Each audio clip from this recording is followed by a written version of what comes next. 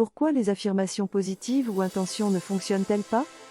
Lorsque l'on commence à faire des affirmations positives, c'est en général qu'une situation nous est désagréable et qu'on veut en sortir au plus vite, et ceci pour éviter les émotions qu'elle nous procure. Se répéter des affirmations pour que ça aille mieux, c'est premièrement renier ou fuir ce que vous êtes en train de vivre.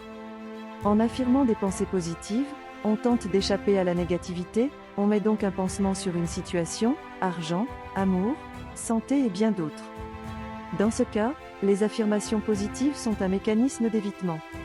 Voilà pourquoi elles ne fonctionnent pas et pire, voilà pourquoi souvent, la situation se dégrade même. Parce qu'une situation négative trouve toujours sa source dans notre subconscient. Or, en utilisant son esprit conscient pour vaincre cette situation, le subconscient lui va augmenter le volume pour que l'on comprenne qu'il y a un nœud qui existe et qui est la cause de cette situation. La seule manière pour que les affirmations positives fonctionnent, c'est d'en ressentir l'émotion positive qui s'en dégage. Pour cela, il faut d'abord accepter que ça ne va pas, que la situation actuelle est difficile, et ne pas avoir peur de ressentir cette émotion négative.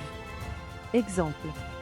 Si je veux plus d'argent, est-ce par suite d'un sentiment, de manque, de besoin, d'envie, de jalousie? Pour les deux premiers, c'est un constat, avoir plus d'argent m'arrange. Pour les deux suivants, c'est un sentiment plutôt négatif. Si j'émets un désir par jalousie, envie, et si le constat de manque et de besoin se transforme en obsession, alors oubliez très vite la possibilité d'être dans l'abondance dans les semaines qui suivent, car cela ne fonctionnera pas. Au contraire, vous accentuez considérablement votre situation de manque, de détresse, de pauvreté, de peur. Conséquence, c'est encore plus de manque, de pauvreté, de détresse et de peur que vous aurez. Si vous émettez le désir de plus d'argent parce que cela vous permettra d'acheter une chose qui vous plaît en ce moment, de vous faire plaisir avec un bijou, une maison, des vacances, une vie joyeuse pleine d'amour, etc., alors, nous sommes sur la bonne voie, celle du bien-être. Car vous allez déjà vous projeter dans la situation, la ressentir dans la joie, vous allez ressentir comme une excitation positive de l'avoir déjà. Vous comprenez la différence? Dans un cas, vous allez vibrer et ressentir des émotions basses. Peur, angoisse de manquer, dépression, dans l'autre vous vibrez et ressentez des émotions hautes et toujours plus hautes. Nous demandons plus d'argent, lorsque nous en manquons, n'est-ce pas? Nous demandons un travail lorsque nous n'en avons pas. La plupart du temps le désir provient d'un manque, ce qui est humain et normal. Ensuite il faut savoir gérer cette demande. Car souvent les demandes issues d'un manque se transforment en peur du manque. Quand il y a un sentiment issu de la peur et du manque, ce n'est jamais bon de poser sa demande à l'univers, ce sentiment vous fait vibrer bas dans vos émotions. Pourquoi? Évidemment, tout désir part d'un besoin, d'une envie, d'un manque. Ensuite, une fois ce besoin constaté, il se transforme en désir.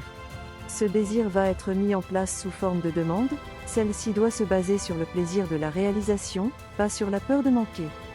C'est l'un des secrets de la loi de l'attraction, tout est énergie et tout est vibration.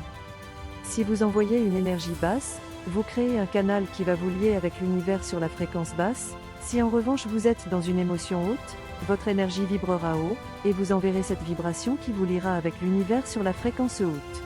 C'est comme le réglage des fréquences de radio, téléphone. Le meilleur moyen d'y arriver, lorsque vous avez un désir qui vous vient, ressentez ce désir, et demandez-vous pourquoi vous voulez telle ou telle chose. Je veux plus d'argent. Pourquoi? Pour pouvoir être plus confortablement installé, pour faire des voyages, pour offrir des cadeaux, pour m'acheter la voiture de mes rêves. Ensuite imaginez-vous vraiment dans ces voyages, ce que vous y faites, quelles personnes vous rencontrez. Là vous vibrez dans une belle émotion, les choses peuvent se mettre en place, vous leur préparez le terrain. Lorsque vous souhaitez un emploi, c'est parce que vous n'en avez pas. Dès lors, le souhait est basé forcément sur un manque, vous allez nourrir cette pensée de manque, de peur de ne rien trouver, et vous continuez à rester dans cette situation de manque, puisque c'est ce sur quoi vous focalisez, et vous repoussez la possibilité de trouver le poste que vous désirez.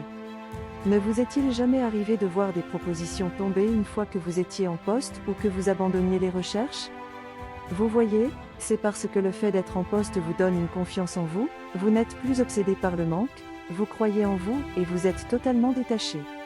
C'est là que tout arrive. C'est pourquoi, lorsque vous souhaitez trouver un emploi en étant persuadé que cet emploi va entrer dans votre expérience de vie, l'emploi que vous souhaitiez, même si cela prend du temps, vous allez l'avoir.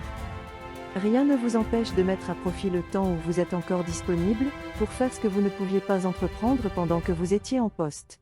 C'est ce comportement dans votre demande qui fera la différence.